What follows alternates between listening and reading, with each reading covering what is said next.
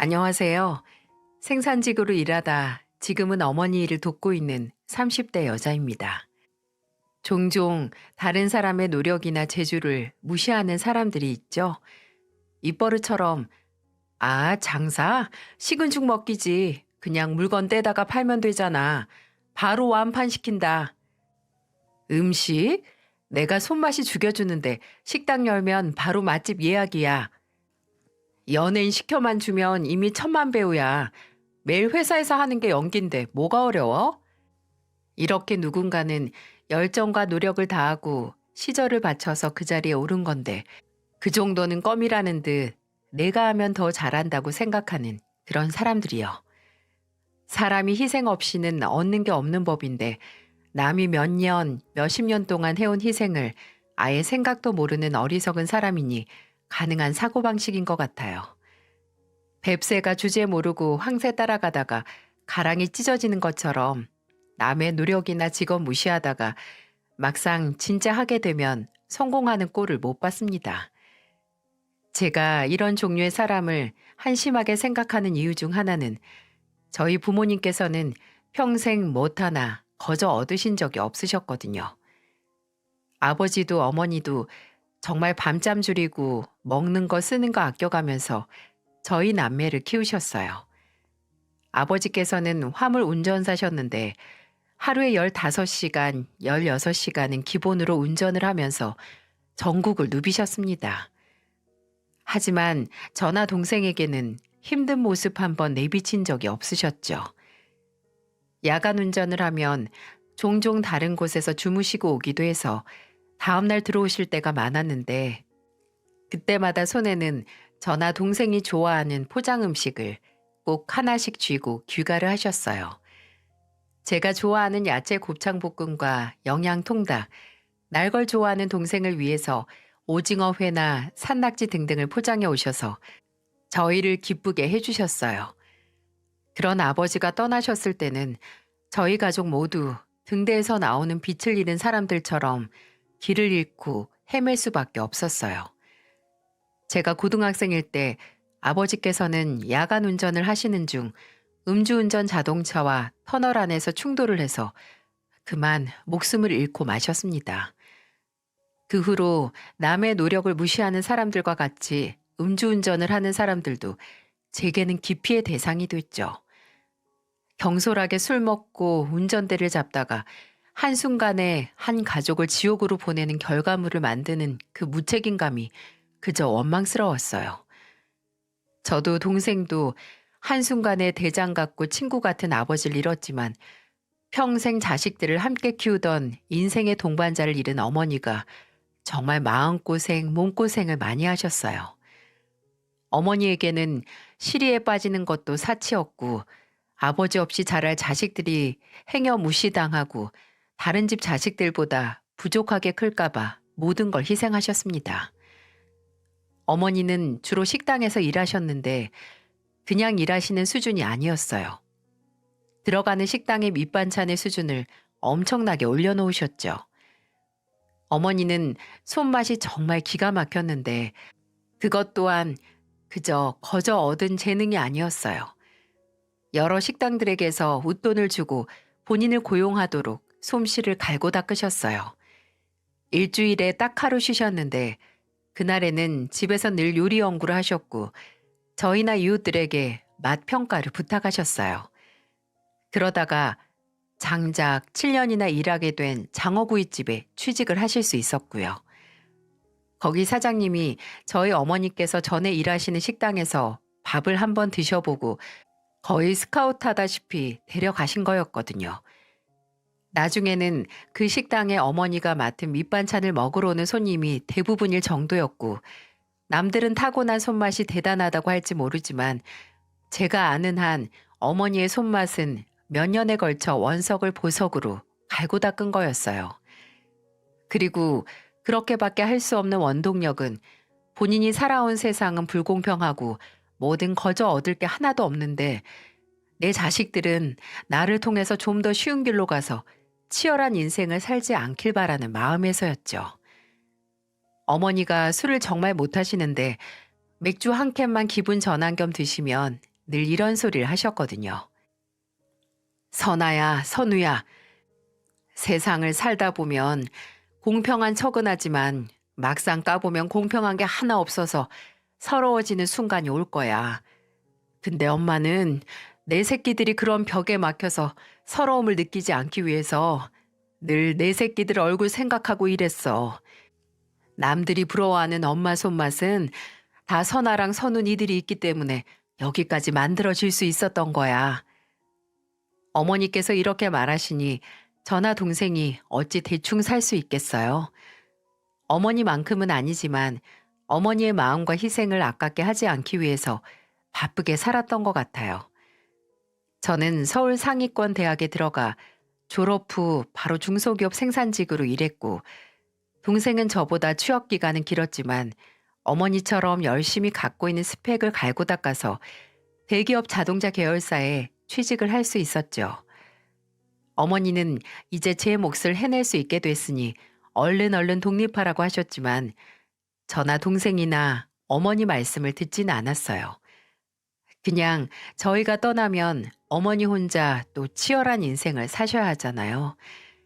제가 독립을 하게 된 건 30이 되던 해에 결혼을 하면서였습니다. 남편은 지인의 소개로 만나게 됐는데요. 지인은 가까운 데 사는 솔로들끼리 만나보라고 저희 둘을 만나게 했어요. 그 당시 저는 경기도 북부 쪽에 살고 있었는데 남편도 그 근처에 살고 있더라고요. 중소기업 한 곳에서 오래 일한 남편은 성실하고 무던한 사람이었어요. 사람 성격이 모나지 않고 여유가 있어서 가치 있는 나까지 좀 안정되는 그런 사람 있잖아요. 그리고 저도 남편도 집안의 맞이였는데 평생 동생만 있던 제게 의지할 수 있는 오빠 같은 사람이었죠. 저희는 1년 반 연애 끝에 결혼을 했고 양가의 무한한 응원과 축복을 받으며 부부가 됐습니다. 그럴 수 있었던 건 다 저희 어머니와 시어머니가 만나자마자 마치 몇 년지기 친구처럼 급속도로 친해졌기 때문이었던 것 같네요. 상견례 자리에서 어머니와 시어머니가 대화 중 같은 나이라는 공통점 이외에 고향도 같았고 나온 고등학교까지 같은 지역에 있었던 걸 알게 돼서 상견례 자리는 저와 남편의 결혼을 축복하고 의논을 하는 자리가 아니라 반갑다 친구야처럼 친구를 찾는 자리가 되어버렸어요. 어쩐지 말투에 전주 사투리 냄새가 살짝 나는 것 같더라니. 어째 나온 고등학교까지 이웃이에요. 어머니와 시어머니는 저나 남편, 동생과 시아버지는 아예 보이지도 않으셨는지 고등학교 근처에 있던 책방이나 식당 이야기를 하면서 웃음꽃을 피우셨고 결혼 후에도 종종 따로 만나셔서 식사를 하시고 계절마다 나들이 친구가 돼서 산이나 바다를 보고 오시기도 했어요. 솔직히 두 분이 친해지게 된 게 신기하긴 했습니다. 저희 어머니는 좀 조용하시고 정적인 분이신데 시어머니는 굉장히 쾌활하고 감정 표현에 솔직한 분이셨거든요.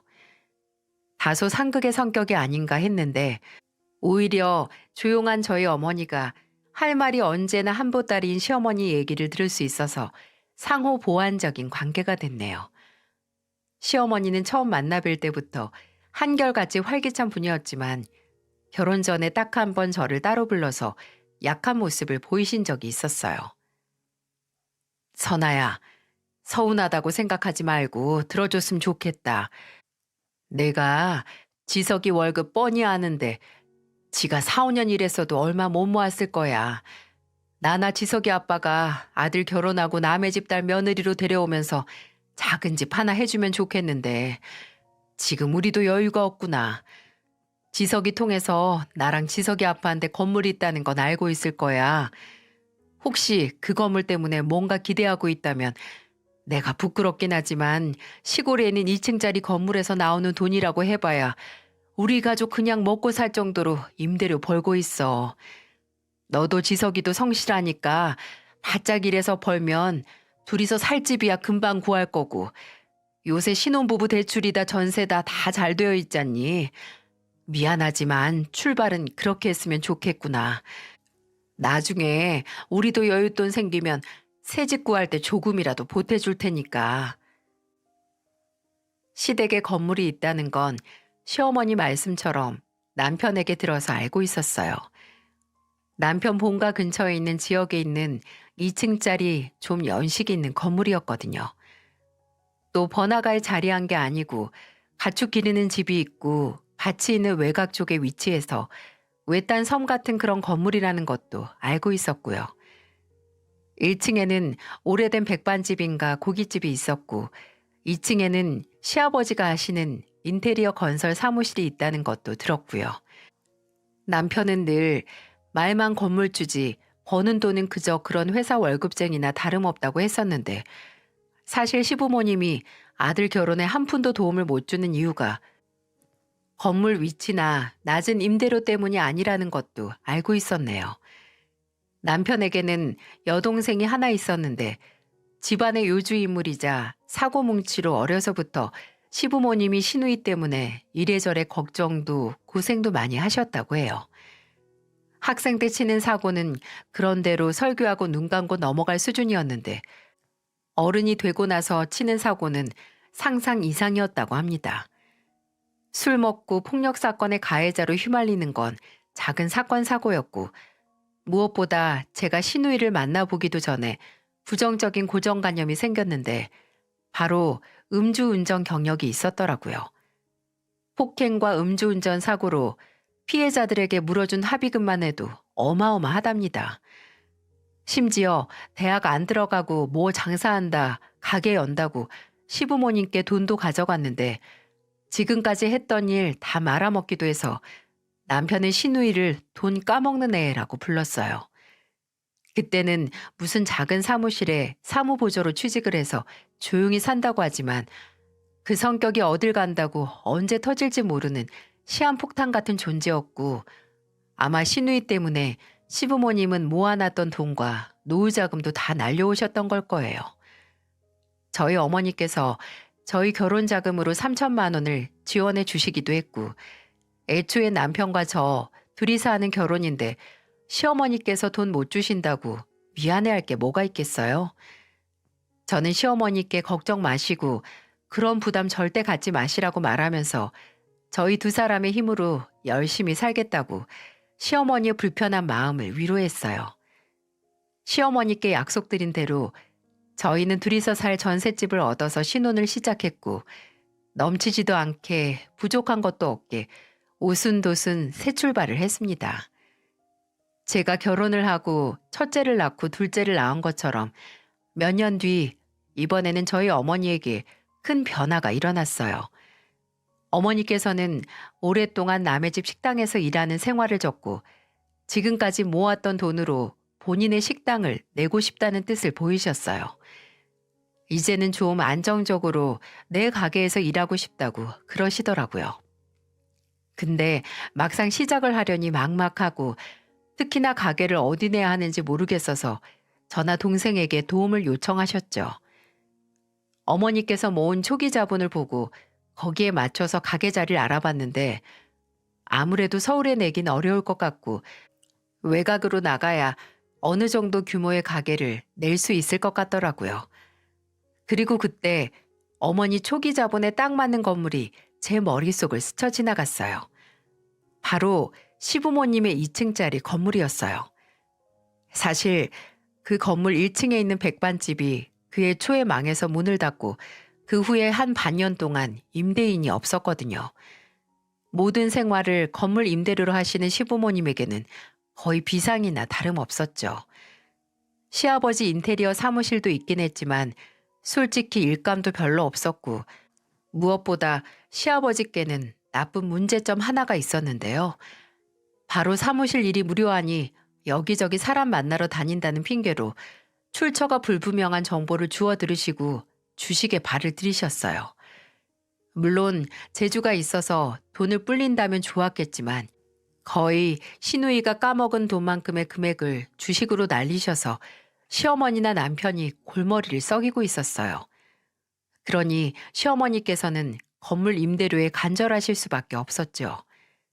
근데 들어오는 가게나 식당이나 사무실이나 전부 거의 망해서 나가다시피 했고 뭐 접근성이나 건물 시설이 좋은 게 아니라서 새로운 임대인을 들이는 건 거의 불가능에 가까웠어요. 근데 저희 어머니가 적은 초기 자본으로 식당을 내신다니 바로 그 건물이 생각이 났죠. 어머니는 처음에 제 의견을 듣고 좀 반신반의 하셨어요. 근데 너무 외곽에 있는 거 아니니? 주변에 다니는 버스나 가까운 역도 없잖아. 나도 네 시어머니가 요새 건물 문제로 힘들어하는 건 아는데 그래도 지금껏 있었던 식당을 줄줄이 망해서 나갔다는 얘기도 엄마는 좀 신경 쓰인다. 엄마, 걱정 마세요. 음식 맛만 있어서 입소문만 타면 달나라라도 가서 줄 서는 게 요즘 사람들이니까요. 지금 건물 옆에 주차장이 없긴 한데 그 공터 주차장으로 만들기만 하면 사람들이 자차 타거나 택시 타서라도 올걸요? 엄마는 엄마 손맛도 몰라요. 그리고 오로지 엄마 손맛으로 승부 보라는 게 아니라 나랑 선우도 엄마 식당 입소문 제대로 나게 도와드릴게요. 어머니는 저와 동생의 설득에 넘어가셨고 시어머니께 어머니께서 건물 1층을 통으로 빌려서 식당을 하고 싶다고 말했습니다. 시어머니는 거의 10년 감수한 사람처럼 감격까지 하셨죠. 사실 몇 달 내로 임대인 안 들어오면 건물 내놓으려고까지 했어. 근데 우리 사부인이 들어와서 식당 연다니까 내가 내내 불안했던 마음이 싹 사라지네. 선아야, 내가 너무 고마우니까 원래 임대료까지도 안 받고 더 내려줄게. 우리 사부인이 새 출발한다는데 이렇게라도 도와야지. 서로의 성격처럼 상호 보완이 되는 계약이었어요. 2년 뒤에 재계약하기로 했고 시어머니는 말씀처럼 정말 임대료를 깎아주시기도 했고요. 시아버지께서는 사돈의 식당을 도우시겠다고 직접 건물역 공터에 주차장 공사까지 들어가셔서 손님들이 차를 가지고 식당에 올 수 있게 해주셨죠. 그리고 저희 어머니는 온 가족의 응원과 도움을 받으시며 평생 꿈에 그리던 식당을 열 수 있으셨어요. 그간의 경험을 끌어올려서 풍천 장어집을 오픈하셨죠. 기본 밑반찬만 10가지도 넘게 만드셨어요. 저도 동생도 발벗고 어머니를 도와드렸죠. 주변에 어머니 식당 오픈일을 수천 번 홍보하고 마케팅 업체까지 껴서 인터넷 블로그나 SNS에 홍보도 아낌없이 했어요.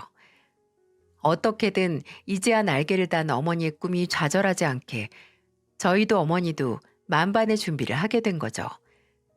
그리고 그 노력은 꽃을 피웠습니다. 거짓말 같겠지만 정말 우리나라 사람들은 먹는 것에 진심인 것 같아요. 차로만 들어올 수 있는 곳에 어떻게든 와서 저희 어머니의 음식을 먹기 위해 줄까지 섰으니까 말이죠. 어머니 식당은 오픈하고 한 석 달 정도 지나자마자 본격적으로 장사의 추진력을 받기 시작했는데 처음에는 온통 저나 동생, 남편의 지인들이 손님들이었어요. 그리고 왔다 간 사람들이 소문을 내줬고 인터넷 홍보도 몇 달간 꾸준히 넣었으니까 솔직히 입소문이 안 날 수가 없긴 했죠. 심지어 저희 어머니의 손맛이 장난이 아니라 가능했던 일이기도 했고요.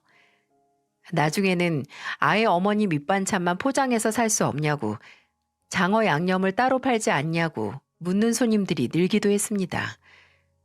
반년이 넘게 지났을 때 어머니 식당은 식당을 소개하는 유튜버들이 오는 성지가 돼서 주말이면 식당으로 들어갈 수 있는 대기번호가 6, 70번은 기본으로 훌쩍 넘어가기도 했어요. 저도 동생도 당사자인 어머니도 성공의 기쁨에 하루하루 살아갈 원동력을 얻으셨지만 시부모님도 굉장히 기뻐하셨어요.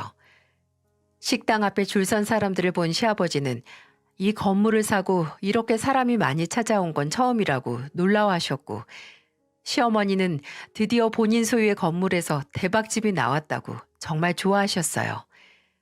그 기운을 이제 시어머니나 시아버지가 받을 것 같으시다고요.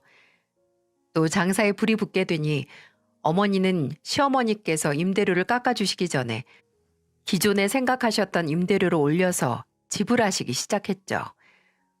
어머니는 평생 바쁘게 살아온 분이었지만 식당을 오픈하시고 여태껏 가장 바쁘신 것처럼 보였어요. 근데 그렇게 바쁘게 일하시면서도 뭔가 생기가 돌기도 하셨네요. 드디어 평생 오로지 자신이 이뤄놓은 결과물의 가치를 알게 되신 것 같아서 저도 그런 어머니를 보고 기쁘고 벅차오르기까지 했네요.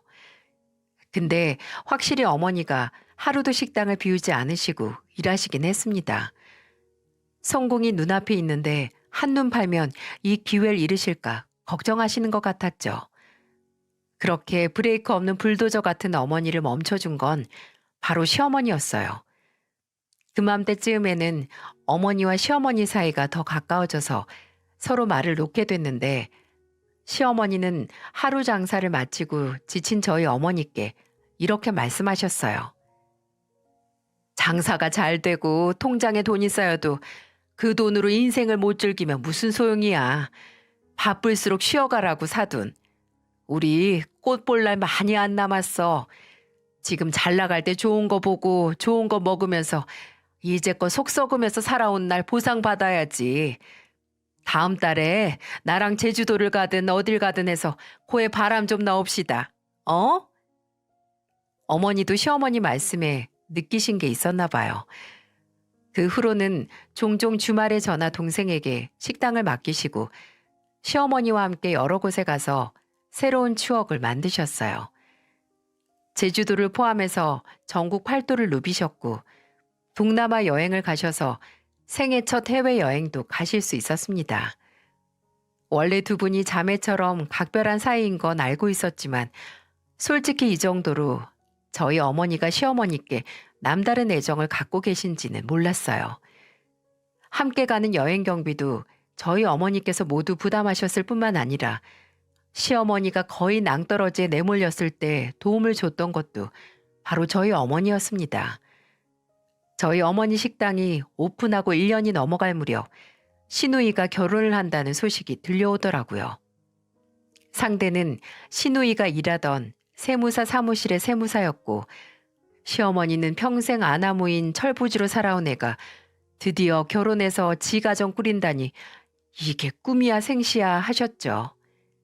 근데 그렇게 시누이 결혼 소식 이후 얼굴에 웃음꽃만 있던 시어머니가 며칠 새 표정에 근심이 가득하기 시작했어요. 시부모님 댁이 어머니 식당이 있는 건물에서 멀지 않아서 어머니 식당에 들리는 날에는 자연스럽게 시댁에도 들려서 시부모님 얼굴을 뵙고 왔거든요. 근데 하루는 원래 알고 있던 비밀번호를 치고 시댁에 들어갔는데 집 안방 쪽에서 시어머니의 고함 소리가 들리기 시작했어요. 너 나한테 돈 맡겨놨어? 엄마나 아빠 사정 뻔히 알면서 어떻게 바로 그 큰 돈을 내놓으라고 해. 너도 직장 생활 했잖아. 한두 해 한 것도 아닌데 어쩜 모아둔 돈이 하나도 없고 나한테 내놓으라고 빚쟁이 마냥 독촉이야. 시어머니는 누군가와 통화를 하고 계셨는데 네, 더 이상의 대화가 없어도 무슨 일인 줄 아시겠죠? 시누이가 시어머니께 결혼 자금을 요구한 거예요. 그리고 그 금액이 무려 5천만 원이었죠. 제가 왜 이 금액을 아냐면 다른 날 시댁에 갔을 때 식탁 위에 놓인 걸 봤거든요. 시누이 시댁들 집에서 아예 A4 용지에 뽑아서 시누이에게 돌려보냈던 혼수와 예물, 예단 목록을 말이죠. 다 합친 금액이 5천만 원 정도였고요. 그걸 한 남편이 시누이에게 전화를 해서 무슨 5천만 원이나 부모님께 달라고 하냐고 제정신이냐고 따지니까 시누이는 오히려 본인이 억울하고 원통하다는 식으로 그러더군요. 그 사람 집에서 서울에 집 해준다고 하는데 난 고작 5천만 원도 엄마한테 달라고 못해? 예전에 제발 시집만 가라고. 그럼 결혼자금 지원해준다고 했던 거 엄마야. 내가 받아야 할 거 달라는데 왜 나한테만 뭐라고 하는데? 나중에 시댁에 갔다가 시누이가 찾아와서 시어머니와 한판하는 것도 보게 됐는데 솔직히 제 딸이었다면 결혼을 하든 말든 마음대로 하라고 모른 척 했을 겁니다. 근데 시어머니께서는 마치 이게 시누이가 결혼을 할 수 있는 마지막 기회인 것처럼 또 너무 좋은 조건의 사이라서 놓치고 싶지 않으셨나 봐요. 결국 주변의 도움을 청하게 되셨는데 그게 저희 어머니였던 겁니다. 이것도 나중에 알았어요. 시누이가 결국 결혼을 한다고 하길래 그 돈을 어디서 구했나 했는데 어느 날 시어머니께서 저희 집에 술이 만취가 돼서 찾아오셨더라고요. 술김에 손주를 보러 오셨나 했는데 시어머니께서 만나러 오신 건 바로 저였습니다. 시어머니는 제 얼굴을 붙잡고 술 냄새를 풀풀 풍기면서 말씀하셨어요. 예, 선아야, 너 네 엄마가 얼마나 멋진 사람인지 아니? 어? 얼마나 의리가 있고 얼마나 사람이 통이 큰지 아냐고. 아유, 알죠 어머님. 제가 딸인데 모르겠어요? 아니야, 아니야. 아마 너 모를 거다. 내가 사실 너한테 말하기 창피한데 사실 내가 지민이 그거 결혼 자금 때문에 네 엄마한테 부탁을 좀 했다. 근데 5천이 좀 큰 돈이니 못 준다고 하면 못 주는 대로 물러서려고 했는데 네 엄마가 정색을 하더니 딱 말하더라. 왜 이제 왔냐고. 일찍 말하지 왜 혼자 마음고생했냐고. 그 자리에서 바로 5천을 딱 쏴주더라. 캬, 이게 여자들의 우정이지. 안 그러니? 내가 네 엄마 돈은 우리 사돈 돈은 뭘 해서라도 꼭 갚을 거다. 절대로 절대로 그 은혜 못 잊지. 이 얘기는 저도 좀 놀랍긴 했어요. 시어머니 말대로 가족들끼리도 5천이라는 돈은 주고받기 어려울 정도로 큰 돈이잖아요. 근데 가타부타 말도 없고 조건도 없이 그 돈을 턱 하고 내놓으셨다니 저희 어머니지만 정말 멋있더라고요. 동생은 아무리 사이가 좋아도 그렇게 큰 돈을 거래하는 건 위험하지 않냐고 했지만 어머니는 개의치 않으셨어요. 그 양반이 돈을 떼먹을 양반도 아니고 그 양반 우울하고 힘들면 엄마는 누구랑 놀러 다니냐고 웃으면서 말씀하셨죠. 이렇게 서로가 서로에게 필요하고 늦은 시절 만난 변치 않는 우정이라고 저도 두 분도 의심하지 않았지만 평생 변치 않는 우정은 그리 쉬운 일이 아니더라고요. 시어머니 행동이 조금씩 달라지게 된 건 어머니가 돈을 빌려주신 후 그리 오래 지나지 않았을 때였어요. 어머니의 식당은 하늘 높은 줄 모르고 매달 최고 매출을 찍었고 방송국에서도 연락이 와서 촬영까지 하게 됐어요. 저는 어머니 식당 촬영하는 모습을 보고 싶어서 애들 데리고 갔었는데 시어머니께서도 이미 와서 구경하고 계시더라고요. 방송국에서는 어머니도 인터뷰를 하고 와 있는 손님들도 인터뷰를 하고 음식을 준비하는 모습도 촬영했는데 시어머니와 나란히 서서 그 모습을 구경하고 있었죠. 근데 그때 와 있던 손님 2명이 나란히 화장실 문 열쇠를 카운터에서 받아가면서 말하는 게 들리더라고요. 여기는 다 좋은데 화장실이 진짜 후져. 나 여기 오면 최대한 참다가 다른 데 화장실 가려고 하잖아. 아우, 맞아. 요즘 같은 시대에 쭈그려 싸는 변기가 웬 말이야. 사장님 돈도 많이 버셨을 텐데 왜 화장실 리모델링을 안 하시지? 화장실 때문에 오기 불편해하는 손님들도 분명히 있을 텐데. 씁쓸하긴 해도 이건 사실이긴 했습니다. 시부모님의 건물은 건물 자체가 진짜 오래되긴 했어서 시설이 노후되긴 했었거든요. 그중 화장실이 지저분하기도 하고 남녀 공용에 결정적으로 하변기라서 오는 손님들이 몇 번 컴플레인을 하긴 했었어요. 인터넷 후기를 봐도 음식도 서비스도 다 좋은데 화장실 때문에 가기 꺼려지는 맛집이라는 평이 많았고요. 그래서 몇 번 어머니께서 화장실 보수공사에 관해 시어머니나 시아버지께 말을 꺼내긴 했는데 좀처럼 진행이 안 되더라고요. 화장실 드러내려면 뭐 걸리는 게 많고 수도 문제도 있다는 식으로 미루셨죠. 역시 오늘도 저런 불만사항이 있구나 했는데 시어머니도 그 손님들의 말을 들었는지 갑자기 혀를 차시며 이렇게 중얼거리셨어요. 참네, 무슨 화장실이 문제야. 괜히 음식만 바뀐 것 같으니까 화장실 탓하고 있네. 당황스럽더라고요. 누가 음식 맛이 바뀌었다고 화장실 탓을 해요? 근데 시어머니께서도 돈이 안 되는 낡은 건물이긴 하지만 그래도 나름의 애정이 있으실 테니 건물 시설 탓하는 말이 언짢을 수도 있다고 생각하고 넘겼어요. 근데 정말 의아하고 좀 어처구니가 없던 일은 따로 있었습니다. 하루는 친구가 저번 주말에 저희 어머니 식당에 왔다 갔다고 전화가 왔어요.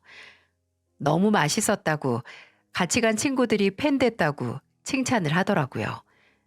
근데 그렇게 말하면서 이런 말을 덧붙이더군요. 근데 선아야, 나 너희 시어머니도 봤어. 아, 그래? 너는 내 결혼식에 왔었으니까 우리 어머님 얼굴 기억하나 보다.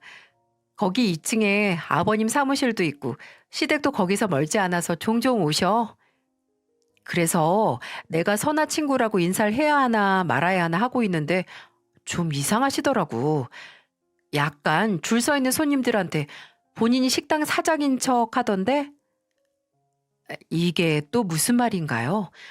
뭔 말인가 싶어서 친구에게 어떤 식으로 사장인 척 했느냐고 물으니까 친구가 이렇게 말하더군요. 줄 서 있는 손님들한테 가서 조금만 기다리라고 앞에 몇 명 남았다는 식으로 말을 붙이고 아예 본인 입으로 나 여기 사장이라고 말을 했다는 게 아니겠어요? 친구는 저희 어머니의 얼굴도 시어머니 얼굴도 아니까 당황했고요. 또 그 말을 듣는 저도 당황을 했습니다. 설마 본인 입으로 그런 말을 했겠어? 라고 말이 와전됐겠거니 했습니다. 근데 나중에 한 유튜브 채널을 보고 기함을 했습니다. 한 먹방 유튜버가 저희 어머니 식당에 왔다 갔는데 식당 앞에서 사장님과 인터뷰하는 장면을 영상에 넣었거든요. 근데 그 사장님이 저희 어머니가 아니라 시어머니더라고요. 정말 시어머니는 마치 식당이 본인 거고 성공의 비결이 본인의 손맛인 것처럼 말을 줄줄줄 유창하게 하는 게 아니겠어요? 심지어 어머니가 시어머니께 종종 반찬 재료나 만드는 법을 알려주는데 그걸 방송에서 말까지 한 겁니다. 와, 이게 무슨 짓이지 싶더라고요. 저희가 너무 궁금하고 굳이 왜 그런 짓을 했나 싶어서 나중에 제가 시어머니를 만나서 물어볼 수밖에 없었죠.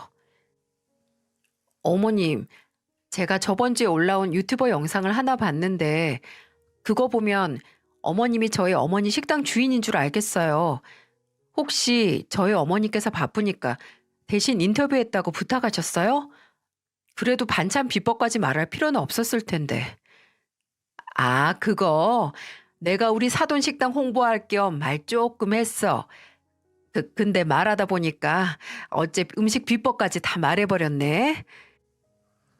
이제는 와도 안 해야겠다고 본인은 방송 체질이 아니라고 웃으면서 말씀하시긴 했는데 뭔가 어색하고 제가 말을 꺼내자마자 걸렸다라는 식으로 안색이 안 좋아지는 것 같았습니다.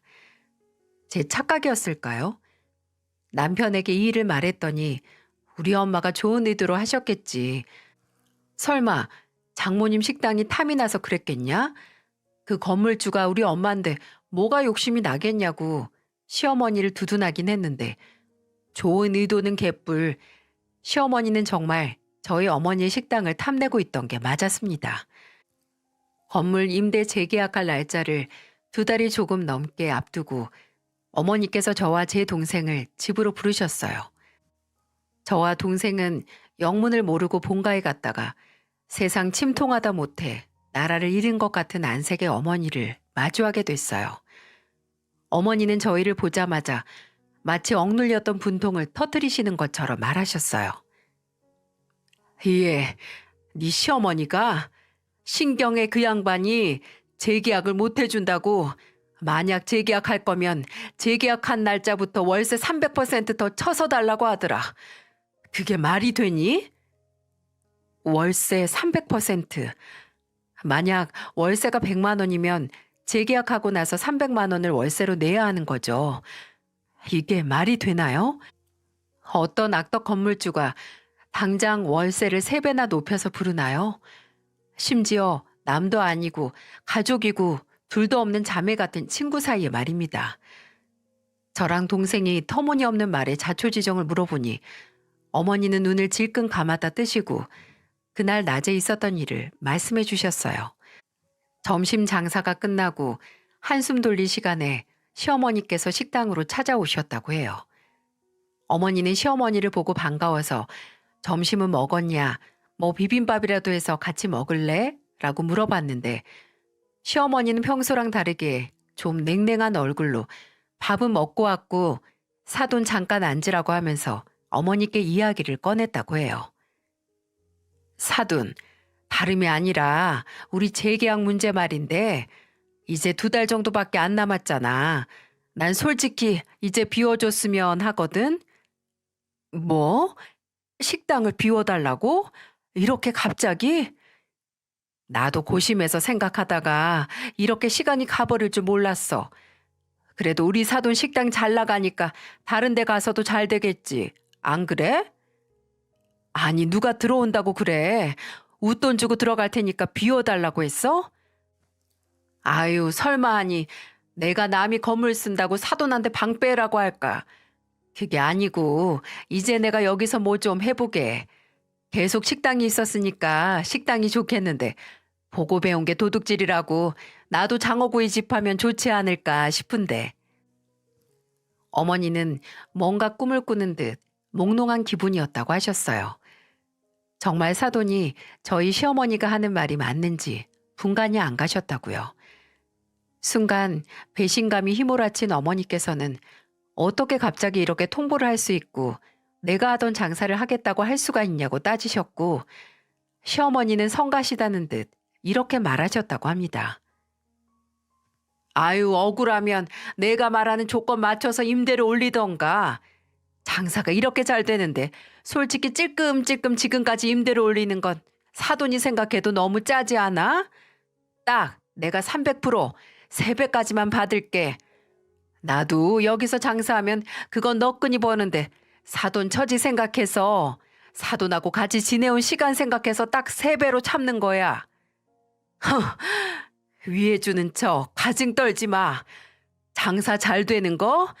이 건물 같이 올린 게 누구 공이라고 생각하는데 그거 다 내 공이고 내 음식 솜씨랑 내 자식들이 엄마 식당 홍보해준 덕분이야.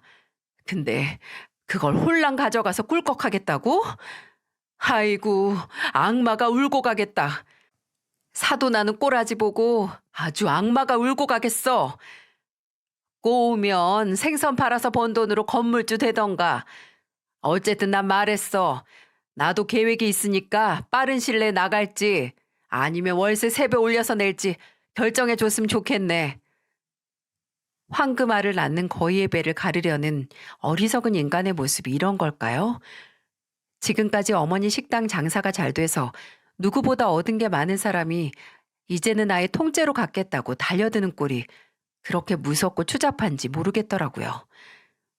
어머니는 당장 어디로 갈 거며 식당 위치 바뀌면 오던 손님들 다 흩어지는 거 아니냐고 걱정이 이만저만이 아니었어요. 일단 저와 동생은 문제를 해결하기 위해 시간이 필요했고 어머니께는 걱정 마시고 장사에만 집중하시라고 다른 걱정은 하지 마시라고 하면서 위로를 했어요. 그리고 그날 집에 와서 남편에게 이 말을 했습니다. 당신은 알고 있었어? 어머님 진짜 너무하시는 거 아니야? 장사 잘 되고 있던 식당 건물주 갑질로 주인 몰아내고 꿰차겠다 그거 아니야. 어머님이 어떻게 우리 엄마한테 이러셔? 내가 그걸 어떻게 알았겠어. 다 엄마도 생각이 있으시니까 그랬겠지. 근데 뭐 어쩌냐. 주인인 엄마가 내린 결정인데. 지금 남 얘기하니? 당신 어머니가 지금 우리 엄마한테 갑질을 하고 있다고. 갑질은 무슨 갑질이야. 엄마도 건물주로서 본인 권리 챙기는 건데 괜히 감정적으로 굴지 마. 식당이야. 다른 데도 찾으면 될 일인데 왜 그렇게 예민하게 굴어서 문제를 키워? 내가 키웠니? 애초에 문제 일으킨 건 당신 어머니야. 가지는 개편이라고 지 엄마라고 뭐라든 상관이 없나 보네. 됐다. 팔이 안으로 굽다 못해 쪼그라든 당신이랑 무슨 말을 해? 남편마저 상황을 객관적으로 보지 않더라고요. 완벽한 남편은 아니지만 그래도 성실하고 언제나 제 편인 사람이라서 지금껏 같이 살아온 건데 순간적으로 정이 확 떨어지더라고요. 이 사태를 어떻게 할까? 아예 시어머니를 직접 만나서 대화를 해야 하나 하고 있는데 동생이 연락을 해왔습니다. 동생은 아예 시어머니가 원하는 대로 식당을 빼버리자고 했어요. 며칠 찾아봤는데 그 건물 한 300m? 걸어서 몇 분 안 되는 곳에 2층짜리 건물이 나왔는데 서울보다 훨씬 싸. 신축이라서 깔끔하고 차라리 이걸 사서 어머니 식당을 재오픈하는 게 나을 것 같은데 너무 멀리 가면 기존에 오는 손님들이 모를 것 같기도 하잖아. 근데 그 돈이 어디서 나? 엄마가 돈을 많이 벌긴 했지만 아직 건물 사서 리모델링까지 하는 건 너무 무리 아니야?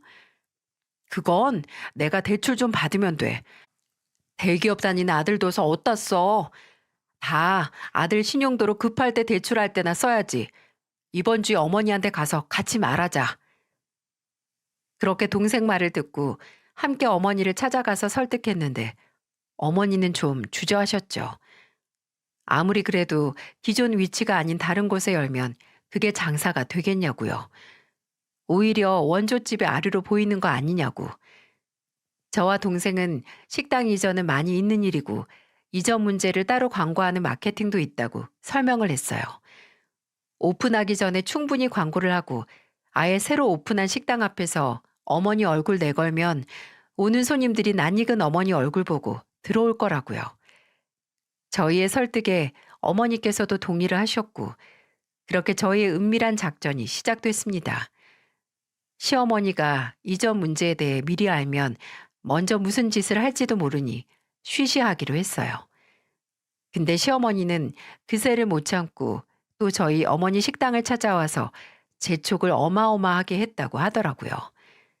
하루는 아예 시아버지와 함께 찾아왔는데 무슨 손에 줄자를 들고 왔다고 하더군요.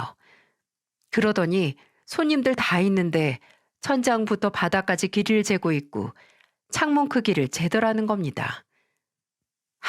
이제 식당 뺄 곳에 지들이 장사할 거니까 미리 조사하러 왔다는 걸 온몸으로 보이던 거죠. 어머니는 그 꼴이 너무 보기가 싫었고 주방에 뛰어나오셔서 소리치셨다고 해요. 지금 장사 방해하는 거야, 뭐야? 여기 아직 내 가게고 장사 중이니까 썩 나가. 얼른 안 나가? 아유, 귀 따가워. 나도 이러고 싶지 않아. 근데 임대인께서 마음의 결정을 도통 안 하니까 우리도 초조해서 이래, 초조해서. 당장 계약 만료되면 우리도 빨리 식당 문 열어야지, 안 그래? 정말 치가 떨린다. 어찌 그 시커먼 속을 몇 년 동안이나 숨겨올 수가 있었어? 언젠가 뒤통수 칠 생각에 좀이 쑤셨을 텐데 아주 잘 참았네. 은혜도 모르는 인간 같으니라고. 나가. 나갈 테니까 너도 네 딸년 결혼시키면서 뜯겨간 그 돈, 내가 빌려준 그 돈 당장 갚아. 나 그 돈 받아야 나갈 거야. 어머, 잘 나가는 식당 주인께서 고작 그 5천만 원의 연연해? 줘. 줄 테니까 지금 내뱉은 말이나 지켜. 여보, 녹음했어? 우리 이거 녹음하자. 시어머니는 기어코 빌렸던 돈 5천만 원을 갚으면 어머니께서 계약 기간이 만료됐을 때 식당을 빼겠다는 음성을 녹음해서 갖고 거기에 만족도 못했는지 그 후부터 아주 더 빨리 내쫓아낼 생각인지 저희 어머니를 괴롭히기 시작했어요.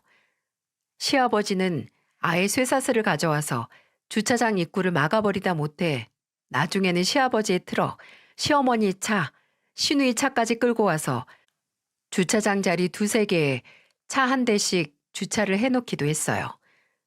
그러니 왔던 손님들은 그 주차장에 주차도 못하고 멀리 있는 유료 주차장이나 근처에 불법 주차를 해서 식당에 컴플레인이 들어올 수밖에 없었죠. 아예 장사를 방해해서 저희 어머니가 더 빨리 나가길 고사를 지내는 수준이었어요. 근데 어머니는 그 꼴을 보고 헛웃음밖에 나지 않으셨다고 합니다. 이미 그때 어머니는 동생이 봤던 신축 건물의 매매를 끝낸 상태였고 아이 식당 공사까지 들어갔거든요. 어차피 나갈 건데 굳이 그 짓거리들을 시간 낭비해서 에너지 낭비하는 게 너무 우스웠다고 하셨습니다. 막바지에 식당 이미지 나빠지고 컴플레인 늘면 손해인 사람이 누구겠어요? 다른 식당으로 이전하는 저희 어머니일까요? 거기서 장사 시작하는 시어머니겠어요? 한쪽만 일방적으로 걸어오는 시비와 신경전은 계속됐고 드디어 계약 만료된 날까지 다가왔어요.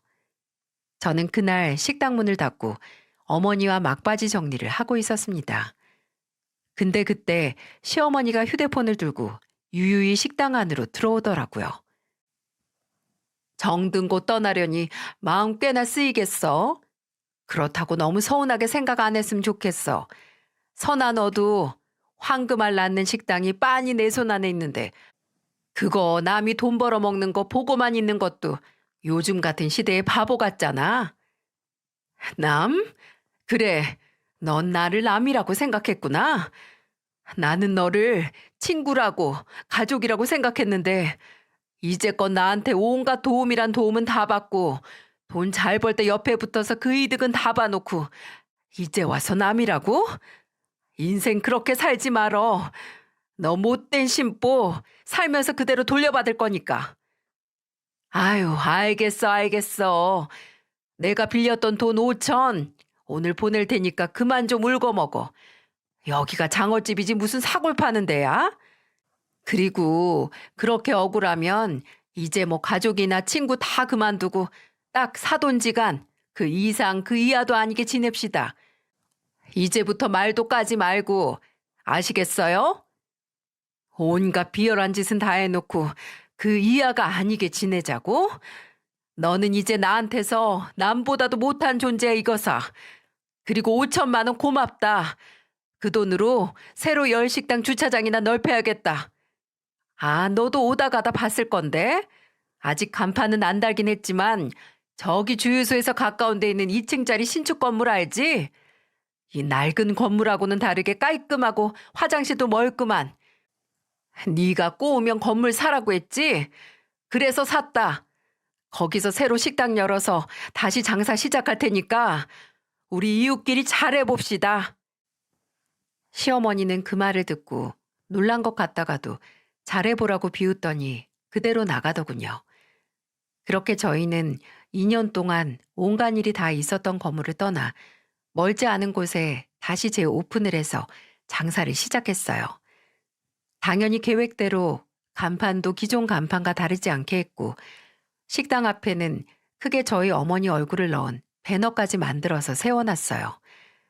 이번에는 새로 SNS 주소까지 파서 식당 이전을 하게 됐다고 홍보를 했고 주소지도 진작 동생이 바꿔놨죠. 초기에는 당연히 이전보다 좀 줄었고 식당으로 전화도 많이 왔었어요. 원조 풍천장어집 맞냐고, 사장님 성함이 정경순 씨 맞냐고요.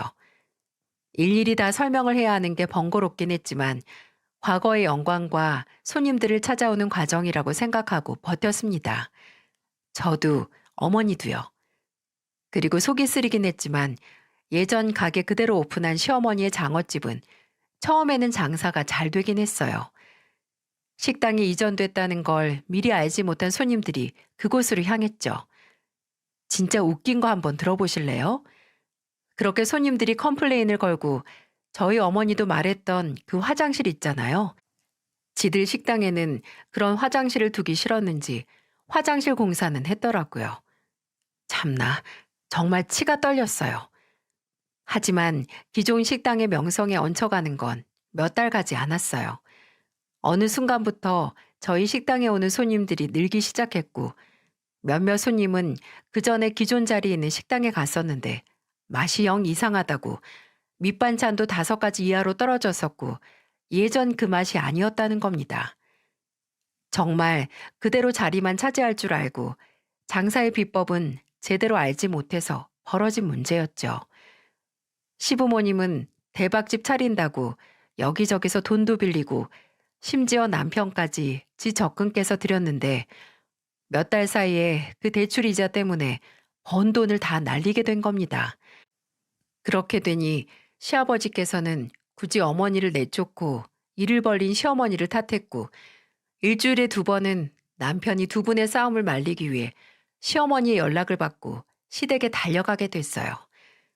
그러게 왜 황금알 낳는 거위의 배를 가르는 멍청한 짓을 하나요? 한순간에 파리만 날리는 식당만 떠안게 된 시어머니는 본인 잘못을 좀 알 법도 싶었는데 그 사람의 낯짝의 두께는 어마무시하게 두껍더군요.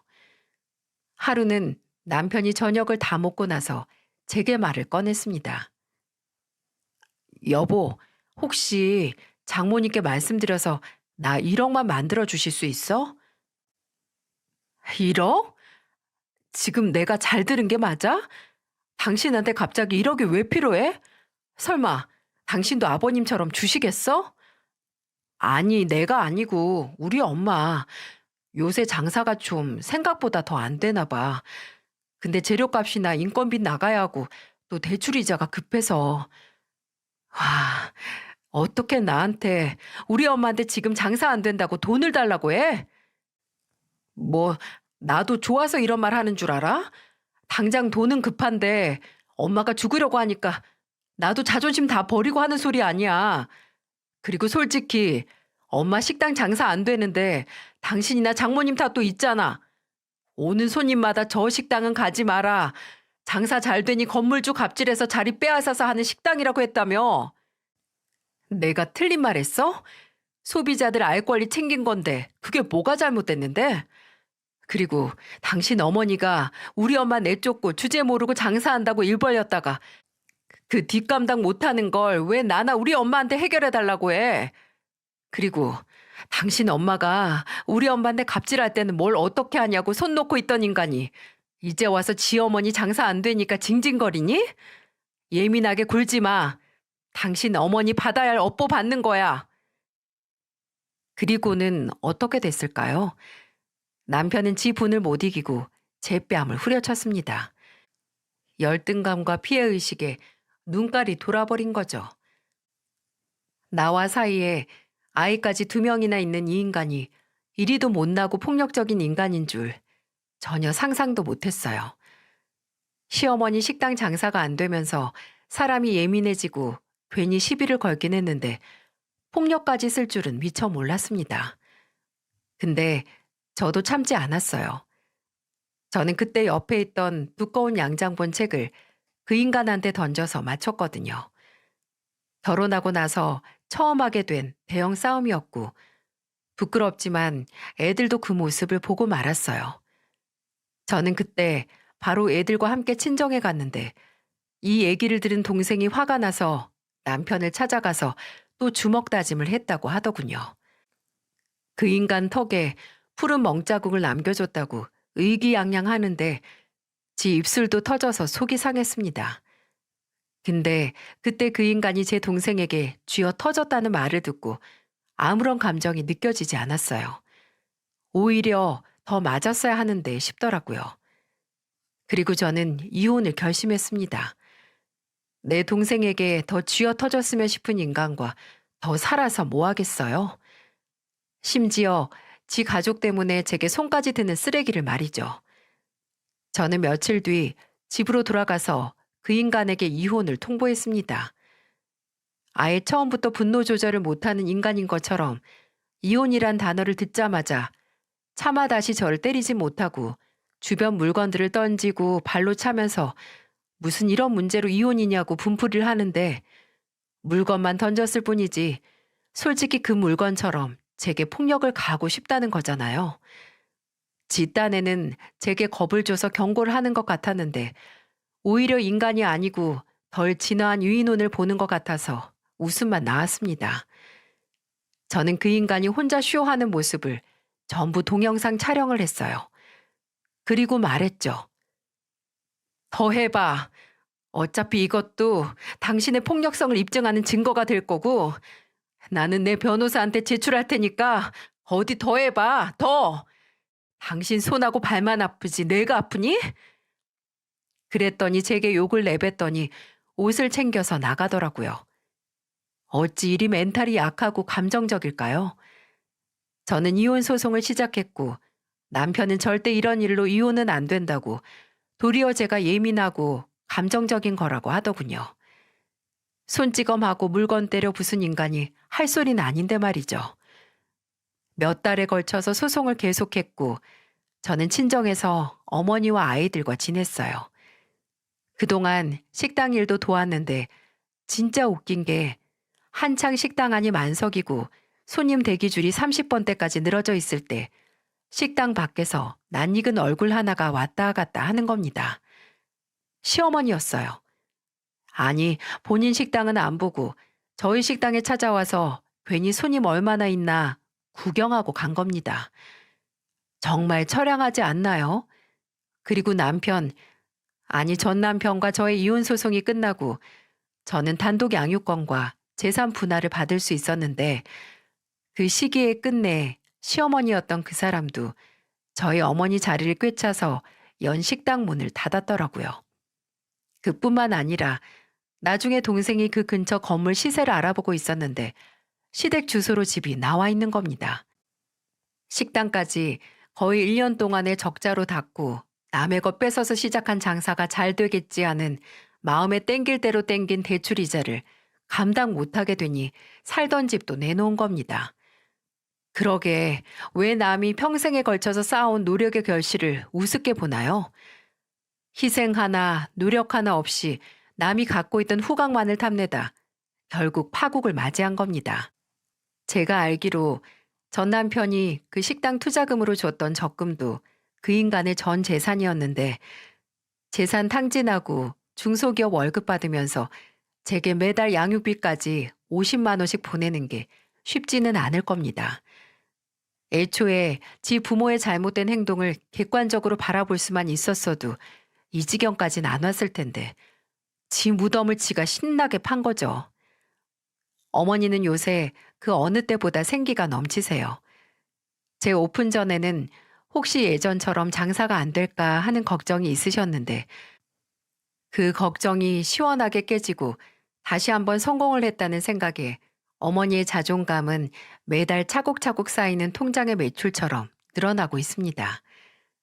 한 번은 또 기분이 좋으셨는지 맥주 한 캔 드시고 그러시더라고요.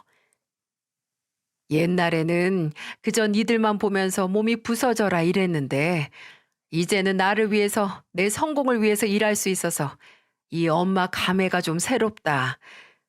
너희한테 희생하는 인생도 가치가 있었지만 오로지 내가 쌓았던 가치로 이렇게 성공하니까 기분이 좋아. 근데 그게 또 나 혼자 한 건 아니지. 우리 선아랑 선우 도움 없었으면 엄마가 제2의 전성기를 가질 수 있었겠어. 고맙다, 내 새끼들. 지금 식당이 내 인생에 있어서 성공적인 결과긴 하지만 그보다도 성공한 건 너희를 이렇게 잘 키운 거야. 그 말을 들으니 간지럽기도 하고 괜히 목이 메어오기도 하더라고요.